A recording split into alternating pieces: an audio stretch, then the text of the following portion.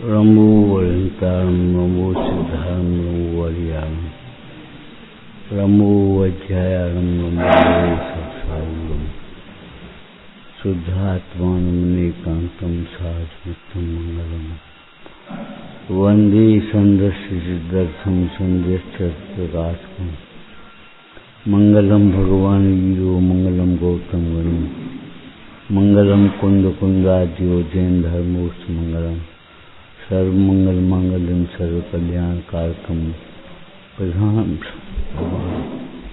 जैनम जयतु शासनम रमो वरंता। मनुष्य पर्याय बहुत दुर्लभता से मिलती है। निगोद से लेकर के इतनी बड़ी यात्रा के बाद मनुष्य पर्याय में आ पाए। चिंतामणि के समान तो दुर्लभ त्रिश पर्याय को कहा है। दुर्लभ लियो चिंतामणि, और उसमें भी जैन धर्म मिल जाना और इसके बाद भी जिनवाणी मिलना, ये बहुत दुर्लभ है। अगर आपको समझ में नहीं आती हो तो शास्त्र खोल कर मत देखो, बाहर नहीं देख लो। कितने लोग ऐसे हैं जिन्हें जिनवाणी सुनने के लिए समय ही नहीं है। कितने लोग अपने यहाँ बैठे हैं और कितने लोग बाहर हैं। हमारे में नहीं,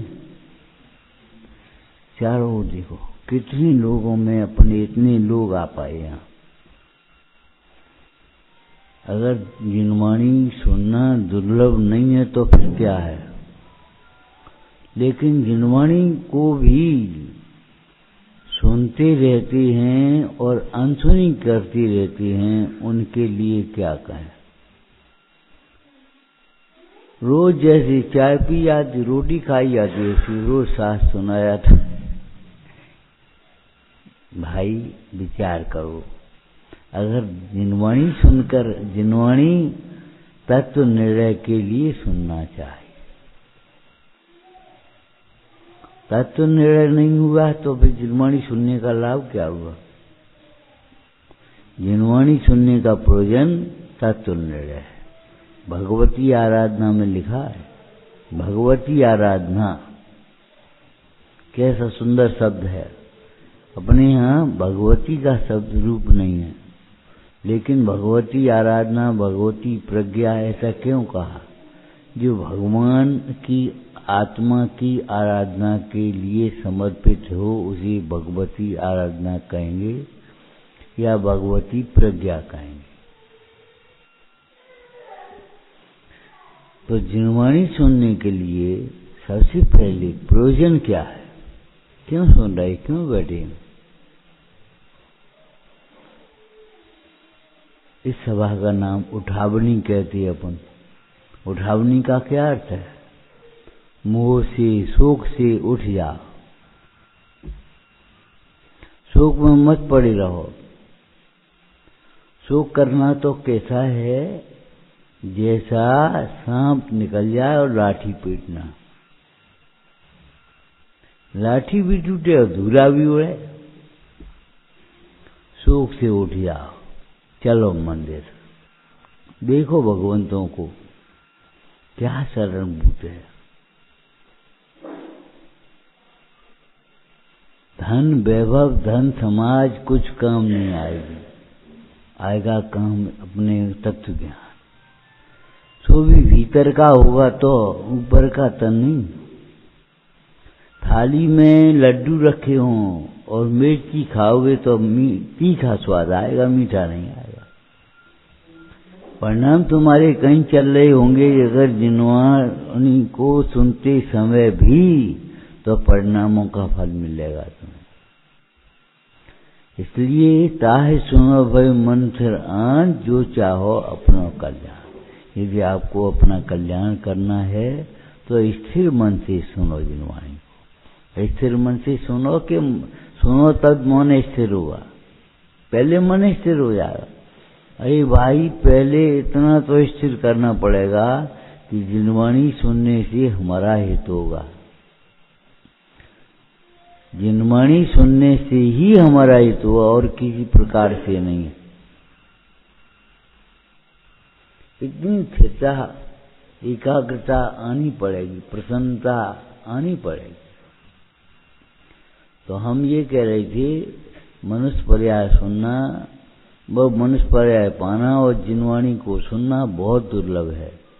लेकिन इस दुर्लभ पर्याय में भी पाक करके दुर्लभ रत्नत्रय की बोधि समाधि की जो आराधना नहीं करता है वह पूरे जीवन वो व्यर्थ हो रहा है।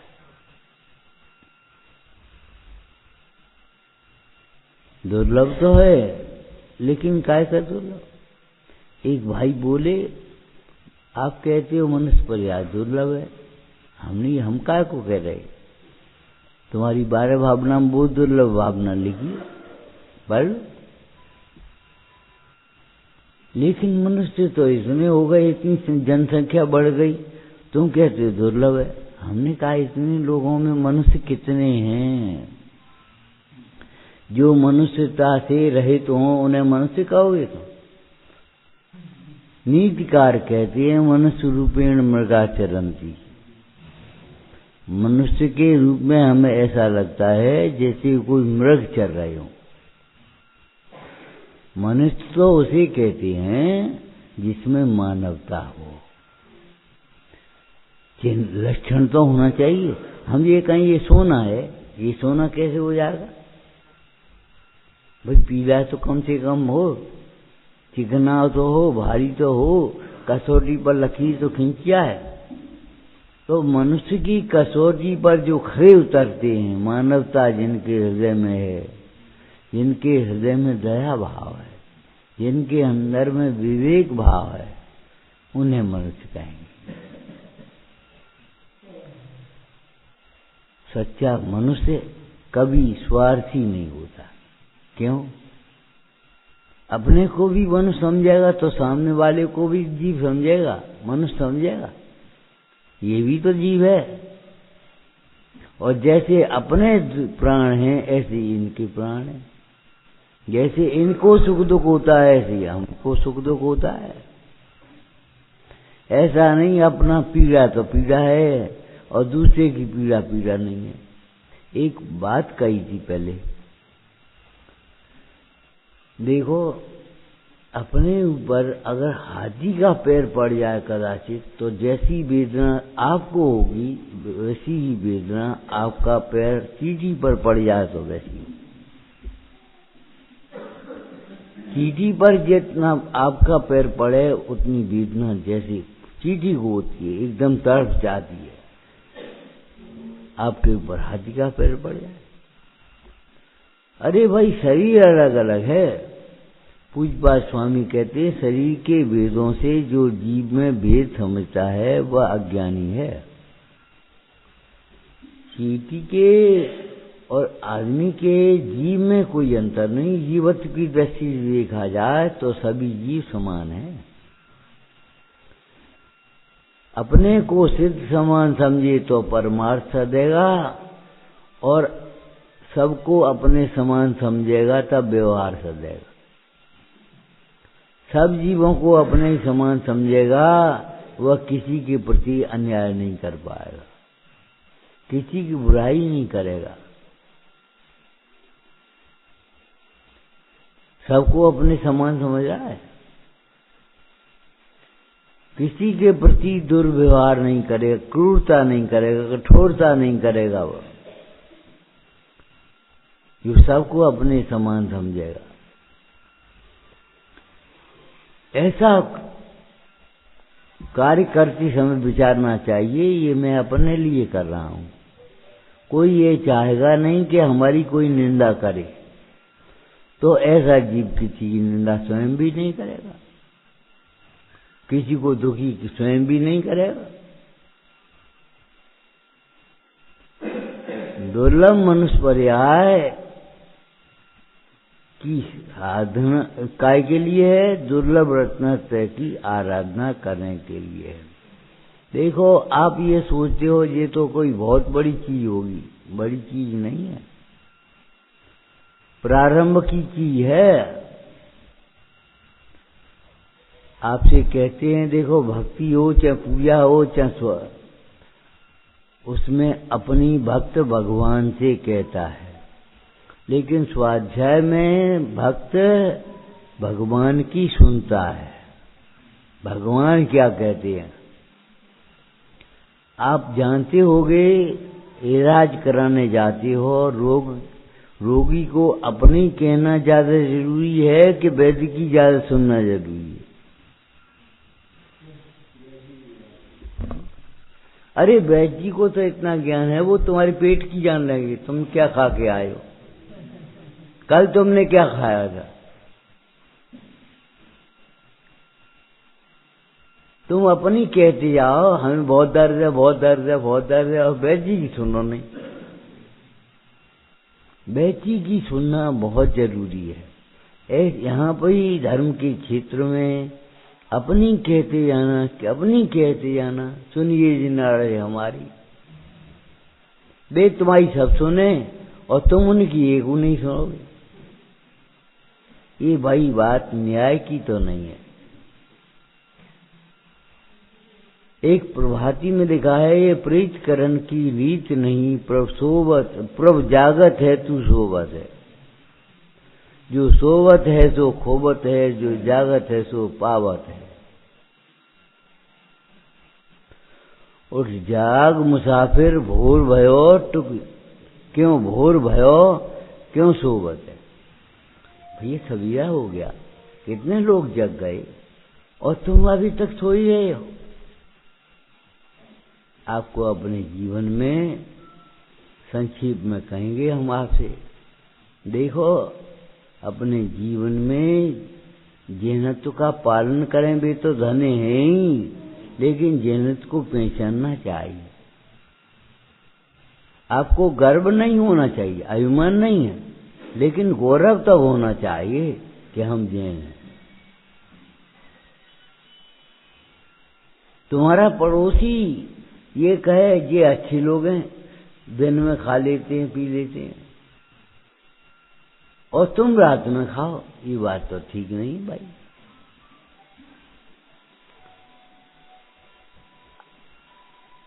आपके चिन्ह आपको पहचानना चाहिए, जैनत्व का गौरव होना चाहिए। देव दर्शन करने का नियम बनाना चाहिए। कोई बात नहीं, हम आपसे आज पूछने बैठे, मान लो सवेरा क्या बजे होता है, आप कहोगे 6 बजे, 5 बजे, 4 बजे।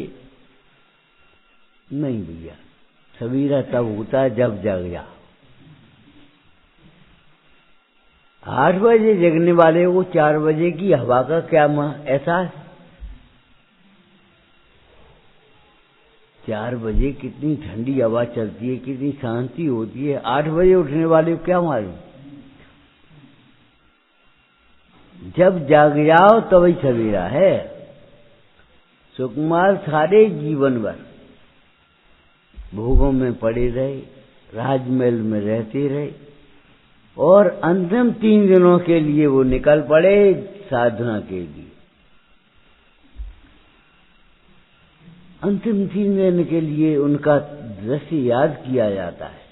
एक चालनी जुग बच्चा जो पांव भगे दुखा, कै दिन केवल 3, और पूरे जिंदगी भर काम महलों में रहे और ऐसे सुकुमार रहे, सरसों का दाना जिनके चुभता था। दीपक के प्रकाश से राजा आया तो माता ने आरती उतारी तो आंसू आ गए। उस दिन कमल के बसे हुए चावल कम थे तो और मिला दिए तो बीन बीन कर खाने लगा।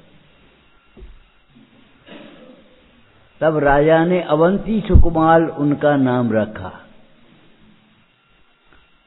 हुआ क्या कि राजा बोला, माता जी तुम्हारे पुत्र को 3 बड़ी बीमारी हैं। उन्हें आश्चर्य हुआ। उन्होंने कहा क्या बात है। एक तो इनका आसन स्थिर नहीं, किसी को दिखाओ, आंखों में आंसू आते, और जो बीन बीन खाने की कैसी आती, ढंग से खाना भी नहीं आता इनसे। बोले ये 3 रोग नहीं है, 3 विशेषताएं हैं। हमारा पुत्र सुकुमाल कभी महल से बाहर निकला नहीं, उसने कभी जमीन पर पैर रखा नहीं, इसलिए सरसों का दाना आपके लिए जो मंगल के रूप में डाली गई है, वो सरसों का दाना चौरास हुआ, ऐसे अल्लाह है। और आपके आरती उतारने के लिए, आपके स्वागत सत्कार के लिए हमने जो घी का दीपक जला दिया, रत्नों के प्रकाश में रहता है, इसलिए इसकी आंखों में आंसू आ गए। और हमने और चावल मिला दिए तो बीन बीन खाने लगा। तब राजा ने अवंती सुकुमाल उसका नाम रखा। एक बात विचार करना, वो सुकुमाल जिसके सरसों का दाना चुभ रहा था, वो रस्सी नहीं कपड़े की गांठें ऐसी पकड़ के उतर गया और नंगे पैर चल गया और जाकर के ध्यान में स्थिर हो गया। और सुकुमार को सियालनी भक्षण करती रही 3 दिन तक और बिल्कुल उब नहीं हुई, आसन चलायमान नहीं हुआ। इतनी शक्ति कहां से आ गई, कैसे आ गई? इतनी शक्ति तुम्हारे भीतर है।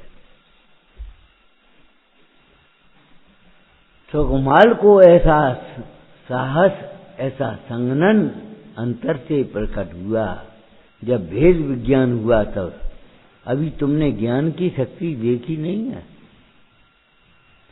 तलवार की शक्ति से किसी का हृदय नहीं बदल सकते, लेकिन ज्ञान की शक्ति से हृदय बदल जाता है। आप अपनी ज्ञान शक्ति को पहचानो, कितनी शक्ति है तुम्हारे अंदर में। आप कहते थे वो शक्ति नहीं है, भक्ति तो बहुत है, टाइम नहीं है। देखो, टाइम उसी के लिए नहीं मिलता, शक्ति उसी को नहीं होती जिस कार्य में हमारी रुचि नहीं होती। अगर कार्य में हमारी रुचि लगेगी तो शक्ति भी आ जाएगी और टाइम भी मिल जाएगा।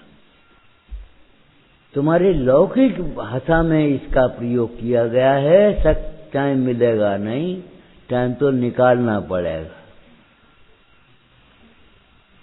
पढ़ा है तुमने? जब तलक है जिंदगी, फुर्सत न होगी काम से, कुछ समय ऐसा निकालो, प्रेम कर लो राम से। समय शक्ति है नहीं, निकालनी पड़ेगी तुम्हें। देव दर्शन के लिए टाइम मिले, निकालना पड़ेगा। अरे थोड़े दिनों के लिए पहले उस बच्चे को अक्षर लिखने पड़ते हैं और फिर तो अपने आप आदत पड़ जाती है ऐसे घूमने की, अपने आप घूमती है। पहले पेंटिंग करने में कच्ची करनी पड़ती है और फिर तो ऐसी आदत पड़ेगी, लिखता चला गया वो। तो पहले तो आपको टाइम निकालना पड़ेगा देव दर्शन के लिए, जिनवाणी सुनने के लिए। और जब उसका रस पड़ेगा भीतर, जब उसकी महिमा आएगी, तब फिर अपने आप दौड़े चले आओगे। तुम तो, तुम्हें रोकेंगे, तुम बुखार है आज मत जाओ, उठियो मती, तुम मानोगे नहीं। अरे दर्शन तो करिए। तुम्हें मालूम नहीं, एक सेठ था, तुम्हारे पुराणों में कथा आई है। एक सेठ था, कोई नियम नहीं जीवन का, कमाते कमाते जोड़ते जोड़ते जिंदगी बीत रही थी। संयोग की बात, उस नगर में एक त्यागी जी आए। त्यागी जी का सेठानी ने निमंत्रण कर दिया और सारी बात कह भी दी, इनको मंदिर तक जाने की फुर्सत नहीं है। अच्छा, जा करके बोले भैया कुछ नियम ले घर जा करके तो तुम भोजन कर ले। अब पूरे नगर में बदनामी होगी, बिना भोजन के लौटे आए, क्या करें? बोले एक काम करो, तुम देव दर्शन का ही नियम ले। महाराज काम बहुत है और मंदिर दूर है, अब क्या करें? वैसे कोशिश करेंगे, आप कह रहे तो कोशिश नहीं भैया, नियम की बात है। अच्छा ये बताओ, तुम्हारे घर के से निकलते घर के सामने कौन रहता है? उसी के मुंह देखने का नियम ले लो तुम, चलो छुट्टी। उनका मतलब ये था नियम की महत्ता का मालूम पड़े। रेगुलरिटी किसको नाम कहते हैं? 5-5 मिनट रोज करो तो एक महीने में 150 मिनट होते, एक साल में कितने मिनट हो गए? 5 मिनट खाली। उन्होंने कहा तुम्हारे घर के सामने कौन रहता है? एक कुम्हार जरूर, वो गंजा सा जरा, चलो उसी के दर्शन करने के नियम ले लो। उसी का मुंह देख करके हम तब भोजन करेंगे या उसका मुंह देख लेंगे। सेठ जी ने सोचा चलो कोई बात नहीं, भला तो चले, भोजन तो हो जाए इनके। बोले ठीक है महाराज। एक दिन की बात, सवेरे उठ करके कुमार गया खान में और सेठ जी को जाना था बाहर। देखा तो कुमार दिखा नहीं, कहाँ गया? क्या मट्टी लेवेगा ये तो?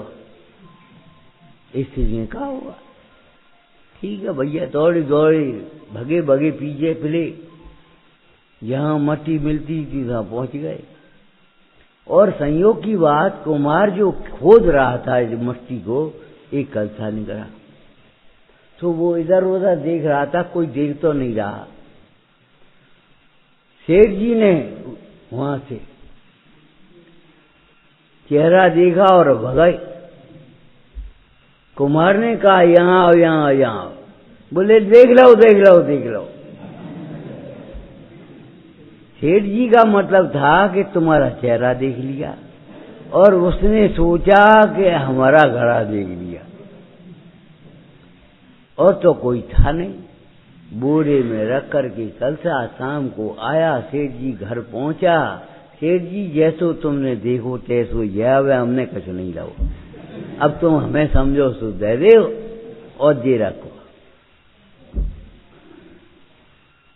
अब सेठ जी विचार में पड़ गए कि अरे कुमार का दर्शन अगर रेगुलर नहीं करते, चलो कोई बात नहीं आज रहेंगे, तो ये घड़ा कहाँ मिल दो। कुमार के दर्शन का नियम था, तो नियम का फल है ये। अगर देव दर्शन करने का नियम लिया होता तो आज क्या होता? बताओ क्या होता, तुम बताओ। हैं?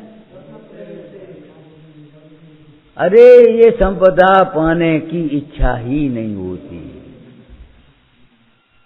अगर जैसे तुम कुपथ नहीं करते तो शरीर में रोग ही नहीं होता। ये ऐसे अगर तुमने भगवान के दर्शन का नियम लिया होता तो तुम्हें वीतरागता सारभूत लगती। ये भगवान की शांत मुद्रा, क्यों तुम लोग इतने गरीब हो, कपड़े नहीं पहना सकते तो? अरे सब पहना दियो, लेकिन वे पहने तब ना, नग्न क्यों है? अरे नग्न मुद्रा ये बता रही है, जितेंद्रिय मुद्रा ये बता रही है कि परिग्रह के त्याग में सुख है। जोड़ने में सुख नहीं है, छोड़ने में सुख है। ये मुद्दा ये बता रही। कर्तृत्व में सुख नहीं है, ज्ञातत्व में सुख है। भटकने में सुख नहीं है, स्थिरता में सुख है। राग में सुख नहीं है, इच्छाओं की पूर्ति में सुख नहीं है, इच्छाओं के अभाव में सुख है। भगवंतों की स्तुति करो, 1 करो, 2 करो, 3 करो, हम मना नहीं करेंगे, लेकिन कम से कम ये विचार जरूर कर लेना, ये भगवान जो सिखाना चाह रहे तुम्हें उसको जरूर सीख लेना। हम भगवान के जैसे दर्पण में अपना चेहरा देखने के लिए खड़े होते हैं, ऐसे भगवान की मुद्रा को देख करके तुम अपने स्वरूप को देखने के लिए खड़े हुए हो। दर्पण देखने के लिए तो बंदर भी देख लेता है, देखा है, बंदर देखता है दर्पण को अपने चेहरे के माध्यम से, और आप देखते हो चेहरे को अपने दर्पण के माध्यम से। इन भगवंतों को देख करके अपने स्वरूप को देखना सीखो। तुम्हारे अंदर में कैसी शक्ति है, कैसी युक्ति है, और अपनी शक्ति को पहचानो। बहुत शक्ति है। विष्णु कुमार कुमारी जैसी भी क्रिया दी है, ऐसे बढ़ाते जाओ, हाथ बढ़ता चला है, और जा करके वो मनसोत्तर पर्वत पर एक पैर रखा, एक पैर उस पर रखा, बताओ तीसरों कहाँ रखें? जय जयकार होने लगी, और अब कहाँ रखें? बलि का बंधन और मुंडाजों की रक्षा हुई। रक्षाबंधन पर्व चल गया, जिसको आप रोज मनाते हो। ये आपकी रक्षा का पर्व है। कभी दीन दुखियों को रक्षा का मौका मिले, बचाने का मौका मिले, कभी नहीं होता। सोचने की बात क्या है? अपने आप पढ़ते हो, अभी पढ़ने लगोगे हमारे साथ ही। मैत्री भाव जगत में मेरा, सब जीवों से नित्य रहे, दीन दुखी जीवों पर मेरे उर्से करुणा स्रोत बहे। बहने लगे, रोके नहीं रुके, और ज्यादा बहाव से होता है। तुमने देखा होगा, मट्टी बह जाती है, बड़े बड़े नगर बह जाते। उस दिन देख रहे थे पानी का बहाव ज्यादा था, सब बे पुल के पुल ऐसे बह रहे थे जैसे कि कागज की नाव हो।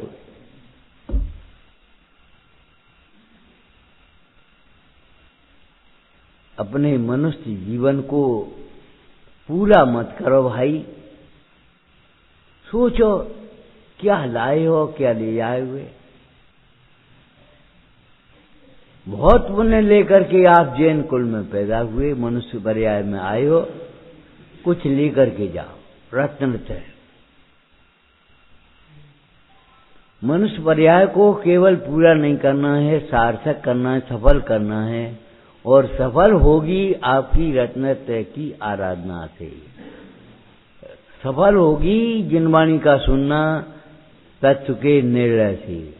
तत्व निर्णय सफल होगा भेद विज्ञान से, और स्वाध्याय भी सफल होगा पढ़ने मात्र से नहीं, उसका विचार करने से, उसको गुनगुनाने से, अंदर में चिंतन करने से।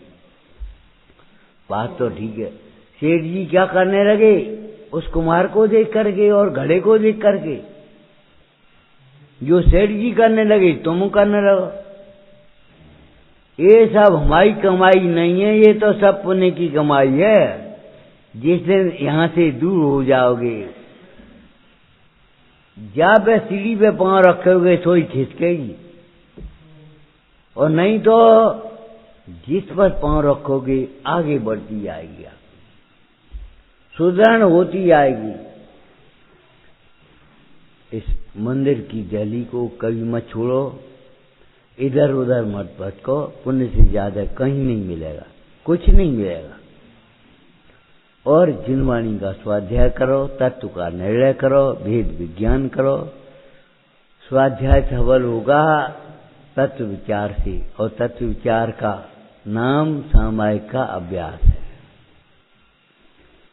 विचार करना रंभोवर।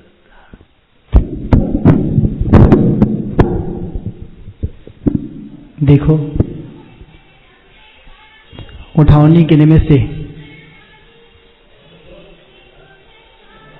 कोई बात नहीं, घबराओ नहीं। यदि आप सबको अंतराय लग रहा हो तो प्रतिज्ञा करना, मंदिर में प्रवेश करते ही अपने अपने मोबाइल बंद कर लिया करेंगे।